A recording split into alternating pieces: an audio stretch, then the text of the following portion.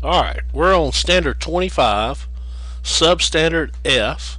This is the last standard of this class.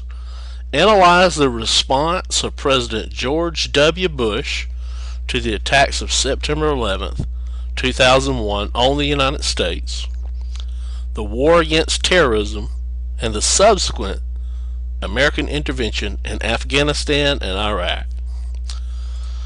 Alright, so we're talking about President George W. Bush, his administration, and the 9/11 attacks took place in 2001, shortly after he became president. The intervention in Afghanistan, the war on terror, the invasion of Afghanistan, terrorism and the U.S. role in world affairs are the themes. Conservatism could be a theme there. And George W. Bush, November 11, 2001, made this remark: "Time is passing, yet for the United States of America there will be no forgetting September the 11th. We will remember every rescuer who died in honor. We will remember every family that lives in grief. We will remember the fire and ash, the last phone calls, the funerals of the children." He was speaking of September 11, 2001, what we refer to as 9/11. On that day in the United States, 19 Arab terrorists took American airliners like this, 4 of them, and one, the Flight 11, was crashed into the North Tower of the World Trade Center in New York City, and Flight 175 hit the South Tower, and then Flight 77 hit the Defense Department's Pentagon, the west side of it, and a 4th plane landed in a field in Pennsylvania, and it was actually meant for the U.S. Capitol building but never reached its target because the people on board heroically overtook the cabin and the Arab terrorist that was in nosedived it into a field in Pennsylvania. So these 3 hit their target, the 4th one didn't. And these happened at different times. The North Tower was hit first, the South Tower, and then the Pentagon was attacked as well. That day we call 9/11, when these terrorists attacked our buildings and our people on American soil. Thousands lost their lives. The people involved with this, who planned this out, was Al-Qaeda terrorist group, and their leader was this guy, Osama bin Laden, and they were responsible for 9/11 terrorist attack on the United States. Although bin Laden at first in 2001 said, "I'm not responsible," by 2004 and 2006 he admitted that he was responsible. And here's a quote from 2004 on Al Jazeera TV videotape. "And I was looking at those towers that were destroyed in Lebanon. It occurred to me that we have to punish the transgressor with the same, and that we had to destroy the towers in America so that they taste what we tasted and they stop killing our women and children." In that he's talking about 9/11. He was responsible for that. And he says, "I am the one in charge of the 19 brothers. I was responsible for entrusting the 19 brothers with the raids." He's talking about 9/11, those 19 Arab terrorists that hijacked these planes. So by 2004 and 2006 he admitted that he planned it out and Al-Qaeda was responsible. 3 reasons were given for the attacks on the United States. United States support of Israel, U.S. troops were in Saudi Arabia at the time, and the U.S. placed sanctions against Iraq. Okay, so our part of our standard says to talk about President George W. Bush's response to 9/11. How did he respond? Right after 9/11 attack in New York City, he gave this speech here, standing on ground zero where the Twin Towers collapsed, and here's what he said. Here's his response. Thank you all. I want you all to know, you can't go any louder. I want you all to know that America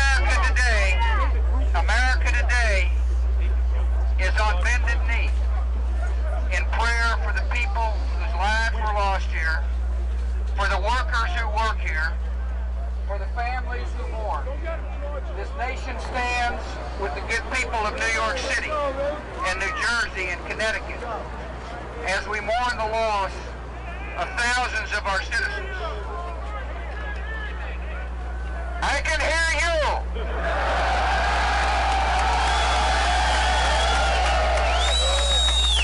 I can hear you. The rest of the world hears you. And the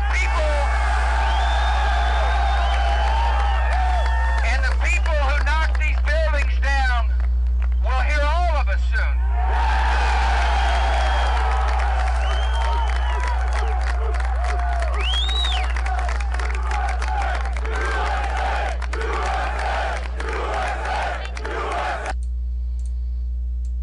That was George W. Bush's response. He says, I can hear you, the rest of the world can hear you, and the people who knock down these buildings will hear all of us soon. First thing he did in response was ask Congress to declare war on terror wherever it was. And he also created the Department of Homeland Security to protect the nation against future terrorist attacks, to try to prevent those attacks against our homeland. And then he had Congress pass the U.S. Patriot Act, and he signed it into law. So in the war against terrorism, he used the Patriot Act, would help track down, arrest, and put into prison in Guantanamo Bay, Cuba, people suspected of being terrorists. It went further than that. Some people say it violated people's civil liberties, but we're under attack, we're in war. In October 26, 2001, Congress gave the President and the executive branch permission to tap phones of suspected terrorists without a warrant, or with what's called a blank warrant, which was you don't have to give it to the person you're tapping their phone.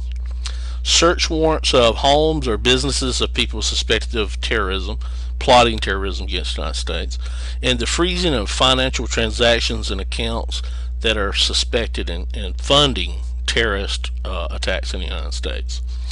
So a lot of liberal-minded people thought these were violations of civil liberties that we talked about, in the Bill of Rights, first 10 amendments, especially the 4th Amendment, right against unreasonable searches and seizures. But at any rate, the Patriot Act gives the President a latitude of power and authority with the enforcement agencies of the United States to deal with 9/11. The Department of Homeland Security was created to protect the United States from man-made accidents, natural disasters, but most importantly, to help prevent and respond to terrorist attacks against the United States. November 25th, 2002. Okay. Then then United States invaded Afghanistan, and they invaded Afghanistan because President George W. Bush and his administration believed that Afghanistan was harboring Osama bin Laden and the Al-Qaeda terrorists here in Afghanistan. And President Bush demanded that the Taliban government in Afghanistan turn over Osama bin Laden, who was responsible for 9/11. So Operation Enduring Freedom was when the United States invaded Afghanistan because they refused to give up Osama bin Laden and the Al-Qaeda network. Okay, and that government, the Taliban government, there was led by Mullah Muhammad Omar. Okay, and this was the host country of Al-Qaeda terrorist group responsible for 9/11. So we invaded Afghanistan. Okay, all right, because Osama bin Laden and the Al-Qaeda terrorists were suspected to be in there.